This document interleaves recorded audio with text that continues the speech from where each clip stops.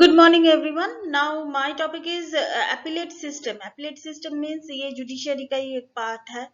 जैसे कि हम लोग कोर्ट में हम लोग अपील करते हैं किसी केस के लिए. हम लोग जो अपील करते हैं उसको ही appellate system जो हम लोगों के जुडिशरी में ऑलरेडी है. So, I am Sudhanya Sengupta. Let's start the topic. जैसे इंट्रोडक्शन में अगर हम बोलेंगे तो जैसे person can appeal higher court if they believe that the judgment passed by the lower court if they believe that the judgment passed lower court like state versus Lakshman Kumar and the other.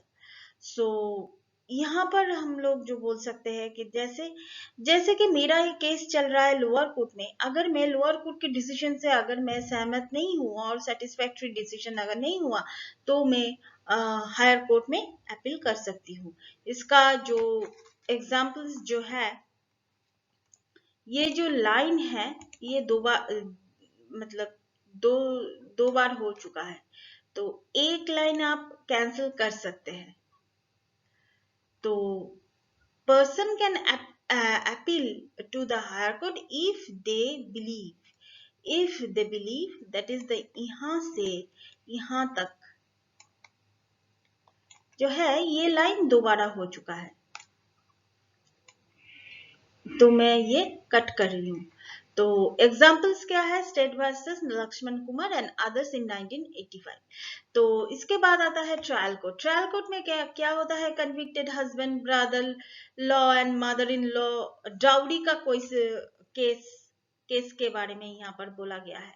Higher court में 1983 में gave it the accidental fire from the stove. Higher court क्या बोले थे, एक dowry case के लिए घर के बहू को जलाया गया था.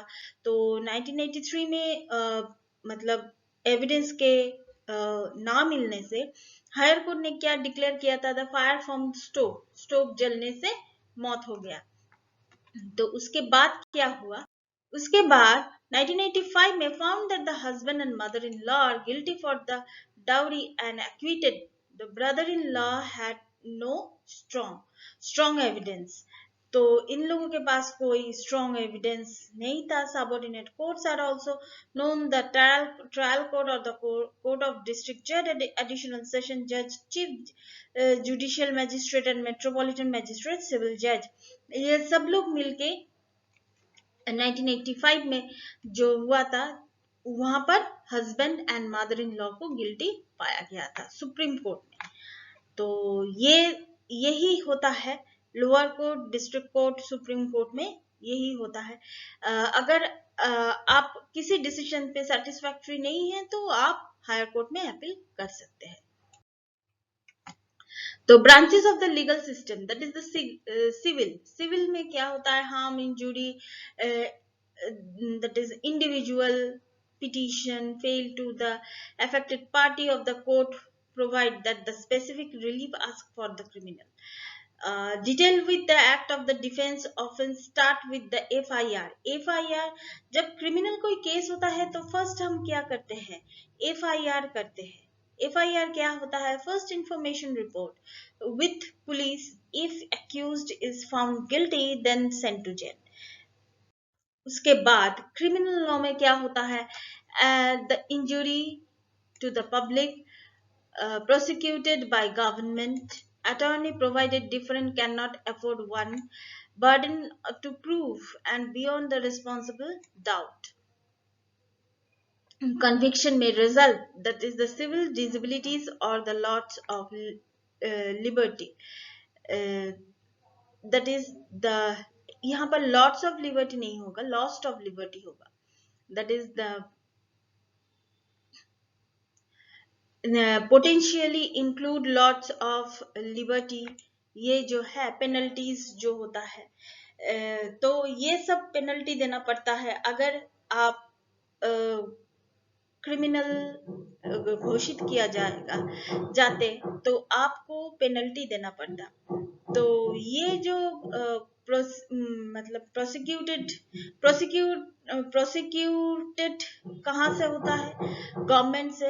Attorney provided the different can not afford one burden to prove that is the beyond on the responsible of the doubt conviction may result in the civil disabilities।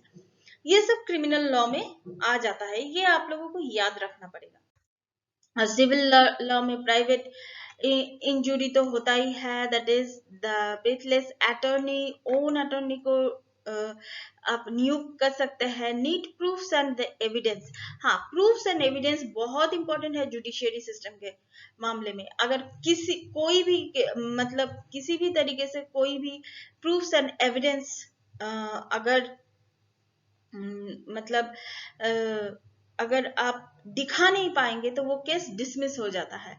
No civil disabilities और no loss of the liberty, penalties are the typically monetary, तो पैसा भी देना पड़ता है penalty के हिसाब से।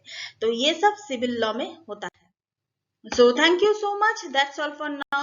Please keep watching and please subscribe my channel. Till then, goodbye.